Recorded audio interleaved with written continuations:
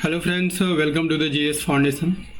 एक बार फिर से आप सभी छात्रों का बहुत बहुत स्वागत करता हूं आपके अपने यूट्यूब चैनल जीएस फाउंडेशन पर। दोस्तों, आज के सेशन में हम लोग करने वाले हैं मेडाइवल हिस्ट्री के यहाँ पर 15 इम्पोर्टेंट एमसीक्यू यहाँ पर देखेंगे। प्रीवियस ईयर क्वेश्चन रहेंगे सारे। और दोस्तों याद रखिएगा, मेरी वीडियो रोज़ाना रात को 9 बजे आएगी, तो इसे आप रोज़ देखना मत भूलिएगा। ठीक है, तो यहाँ पर बिना देरी किए चलिए स्टार्ट करते हैं आज के सेशन को। देखिए, पहला सवाल आपके स्क्रीन पर है। क्या कहता है?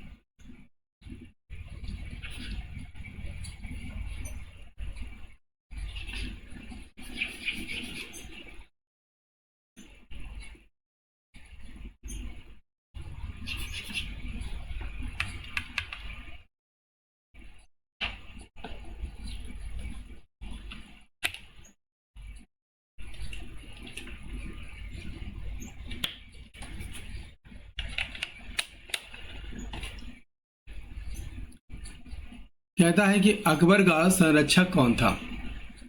आपके ऑप्शन है Bairam Khan, Todarmal, Abul Fazal, Mansingh. Bairam Khan is the correct answer. Akbar का संरक्षक कौन था? बैरम खां था। ठीक है, ये वकील ए सल्तनत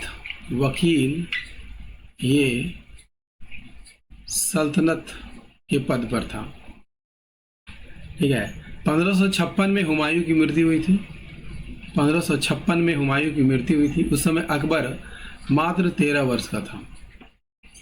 ठीक है, तो इसका रेजेंट किसे बनाया जाता है? तो बैरम खां को बनाया जाता है। किसे बनाया जाता है? बैरम खां को इसका रेजेंट बनाया जाता है। ठीक है, बैरम खां ने शासन की बागडोर जो है अपने हाथों में केंद्रित कर ली थी। बैरम खां के ही नेतृत्व में पानीपत का दूसरा युद्ध, पानीपत का सेकेंड वार हुआ था।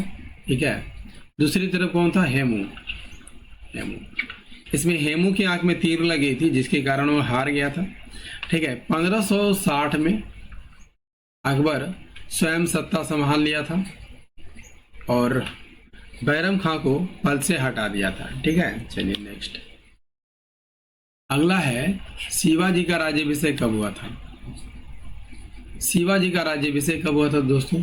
6 जून 1674 को। तो राइट आंसर क्या हो जाएगा? Option B is the correct answer.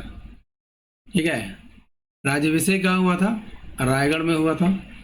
ठीक है, यहीं पर इन्होंने छत्रपति की उपाधि धारण की थी और मराठा साम्राज्य को स्वतंत्र राज्य का दर्जा प्रदान किया था। इसका राज्याभिषेक जो है वैदिक अनुष्ठान से किया गया था। ठीक है, और किसने कराया था? गंगा भट्ट ने कराया था। ठीक है, और ये कहाँ के थे? तो ये गंगा भट्ट बनारस के थे। चलिए नेक्स्ट। अगला है भक्ति आंदोलन के प्रमुख संत कबीर किसके समकालीन थे? किसके समकालीन थे? सही आंसर हो जाएगा ऑप्शन बी, सिकंदर लोधी के समकालीन थे। कबीर भक्ति आंदोलन के संत थे। इनका जीवन काल कब से कब तक था? 1440 से 1518 तक था, है ना। और सिकंदर लोधी का कार्यकाल कब से कब तक था? सिकंदर लोधी का कार्यकाल 1489 से 1517 तक था। ठीक है, चलिए नेक्स्ट। अगला है अमीर खुसरो किसके दरबारी कवि थे? अमीर खुसरो किसके दरबारी कवि थे? अमीर खुसरो किसके दरबारी कवि थे? सही आंसर क्या हो जाएगा दोस्तों? अमीर खुसरो जो है कई सुल्तानों के दरबार से जुड़े हुए थे, लेकिन सबसे ज्यादा जो है अलाउद्दीन खिलजी के दरबार से जुड़े थे। अलाउद्दीन खिलजी के दरबार से जुड़े थे। सही आंसर क्या हो जाएगा? Option B is the correct answer. ठीक है, ये किसके शिष्य थे? निजामुद्दीन औलिया के शिष्य थे। निजामुद्दीन औलिया के शिष्य थे। किसके शिष्य थे? निजामुद्दीन औलिया का शिष्य था। इन्हें तोता ए हिंद कहा जाता है। इन्हें तोता ए हिंद कहा जाता है। ठीक है, और इन्होंने हिंदी के विकास में काफी महत्वपूर्ण भूमिका निभाई थी। चलिए नेक्स्ट कर लीजिए। नेक्स्ट है कुतुब मीनार का निर्माण किसने प्रारंभ कराया था। देखिए कुतुब मीनार का निर्माण जो है 1199 में प्रारंभ हुआ था। ठीक है, किसने कराया था? कुतुबुद्दीन ऐबक ने कराया था। ऑप्शन बी यहाँ पर सही आंसर हो जाएगा। लेकिन पहली मंजिल के निर्माण के बाद 1210 में, है ना, कुतुबुद्दीन ऐबक की मृत्यु हो गई थी। पोलो खेलते समय घोड़े से गिर कर इनकी मृत्यु हो गई थी। ठीक है, तो इसमें 3 मंजिल और बनाया गया। किसके द्वारा? इल्तुतमिश के द्वारा। इल्तुतमिश के द्वारा। ठीक है, बाद में एक मंजिल ढह जाने के बाद, इसमें 2 मंजिल किसने बनाया था? फिरोज तुगलक ने बनाया था। फिरोज तुगलक ने बनाया था। अब ये 5 मंजिला है। कितना है? 5 मंजिला। नेक्स्ट, अगला है लोधी वंश का संस्थापक कौन था? लोधी वंश का संस्थापक कौन था? Bahlol Lodhi is the correct answer. ठीक है, लोधी वंश की स्थापना किसने की थी? बहलोल लोधी ने कब की थी? 1451 में की थी। है, और यह दिल्ली सल्तनत का अंतिम वंश था। आप सभी जानते होंगे कि दिल्ली सल्तनत में 5 राजवंश हुए थे। ठीक है, पहला गुलाम वंश, दूसरा खिलजी वंश, तीसरा तुगलक वंश, चौथा सैयद वंश और 5वां लोधी वंश। तो लोधी वंश की स्थापना बहलोल लोधी ने की थी। लोधी वंश में कितने प्रमुख शासन हुए? बहलोल लोधी पहला शासक था। दूसरा सिकंदर लोधी, और सिकंदर लोधी ने ही 1504 में, याद रखिएगा, आगरा शहर की स्थापना की थी। अंतिम शासक यानी तीसरा शासक इब्राहिम लोधी। ठीक है, इसे 1526 में पानीपत के प्रथम युद्ध में बाबर द्वारा हार मिलती है और बाबर यहाँ पर मुगल वंश की स्थापना कर देता है। चलिए अगला सवाल। अगला है बहमनी राज्य की स्थापना किसने की थी? बहमनी राज्य की स्थापना किसने की थी? सही आंसर हो जाएगा ऑप्शन ए, अलाउद्दीन बहमन शाह ने की थी। कब की थी? 1347 में की थी। 1347 में की थी, और यह दक्षिण भारत का पहला मुस्लिम राज्य था। इसकी राजधानी कहाँ थी दोस्तों? इसकी राजधानी गुलबर्गा में थी। इसकी राजधानी कहाँ थी? गुलबर्गा। ठीक है, बाद में कहाँ स्थानांतरित की गई? बाद में बिदर इसकी राजधानी स्थानांतरित की गई। नेक्स्ट, अगला है इब्न बतूता किस देश से भारत आया था? इब्न बतूता जो है मोरक्को से आया था। कब आया था? 1333 में आया था। ठीक है, और किसके शासनकाल में आया था? मोहम्मद बिन तुगलक के शासनकाल में। मोहम्मद बिन तुगलक के शासनकाल में आया था। ठीक है, और मोहम्मद बिन तुगलक ने इसे दिल्ली का काजी नियुक्त किया था। इसकी प्रसिद्ध पुस्तक का नाम क्या है? रेहला इसकी प्रसिद्ध पुस्तक का नाम है। चलिए अगला है तारीख ए फिरोजशाही के लेखक कौन है? तारीख ए फिरोजशाही के लेखक कौन है? सही आंसर हो जाएगा ऑप्शन ए, जियाउद्दीन बरनी। ठीक है, और दिल्ली सल्तनत के इतिहास पर आधारित पुस्तक है। ठीक है, इसमें खासकर फिरोज शाह तुगलक के बारे में लिखा गया है। किसके बारे में? फिरोज शाह तुगलक के बारे में लिखा गया है। चलिए अगला है वो व्यवस्थित रूप किसने दिया था? एकता व्यवस्था। देखिए, एकता का अर्थ क्या है दोस्तों? राजस्व प्राप्ति के लिए दिया गया भूभाग। ठीक है, पहले भूभाग दिया जाता था, इसे एकता कहा जाता था। और एकता का अधिकारी क्या कहलाता था? इक्तेदार कहलाता था। इक्तेदार कहलाता था, जो कर वसूलता था और आवश्यकता पड़ने पर सेना उपलब्ध कराता था। ठीक है, चलिए नेक्स्ट।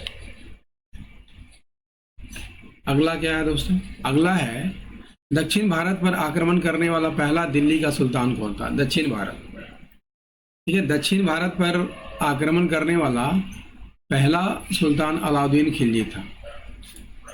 ठीक है, अलाउद्दीन खिलजी दक्षिण भारत पर सफल सैन्य अभियान किया था। ठीक है, और इसमें उसका सेनापति मलिक काफूर था।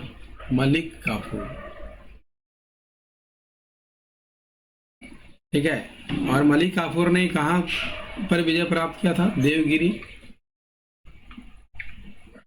देवगिरी, वारंगल,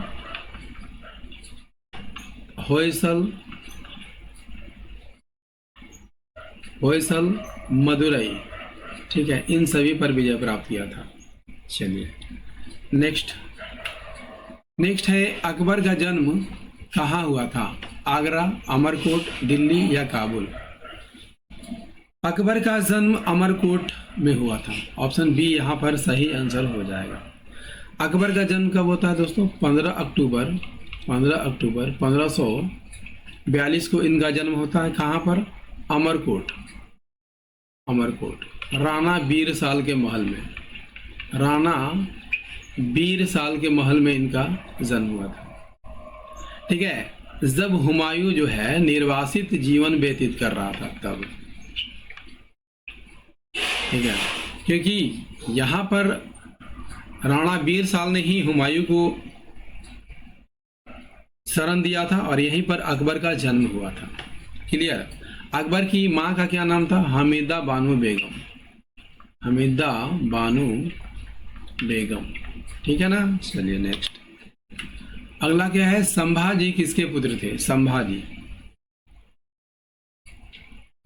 संभाजी किसके पुत्र थे?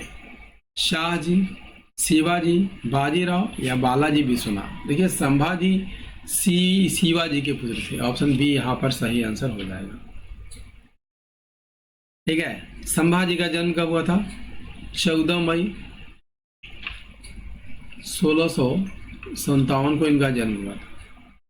1680 में जो है शिवाजी की मृत्यु हुई थी और इसके बाद जो है संभाजी अगले छत्रपति बने थे। लेकिन 1689 में औरंगजेब द्वारा इसकी हत्या करवा दी जाती है। नेक्स्ट, अमीर खुसरो किस सूफी संत के शिष्य थे? अमीर खुसरो, अभी बता चुका हूं दोस्तों कि अमीर खुसरो किस सूफी संत के शिष्य थे? निजामुद्दीन औलिया के शिष्य थे। ऑप्शन बी यहाँ पर सही आंसर हो जाएगा। ठीक है, अमीर खुसरो ने फारसी और हिंदी में साहित्य की रचना की थी और इनकी समाधि कहाँ है? निजामुद्दीन औलिया के दरगाह के निकट है। ठीक है, निजामुद्दीन औलिया के दरगाह के निकट है। चलिए अगला कर लीजिए। अगला है तबकात ए नासिरी के लेखक कौन है? तबकात ए नासिरी के लेखक कौन है? सही आंसर हो जाएगा Minhaj ul Siraj. Option A is the correct answer.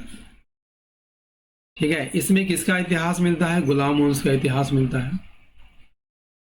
इसमें गुलाम वंश का इतिहास मिलता है। ठीक है, मिनहाज उल सिराज की रचना तबकात ए नासिरी है।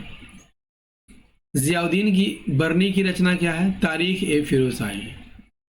तारीख ए फिरोज शाही ये किसने लिखा है?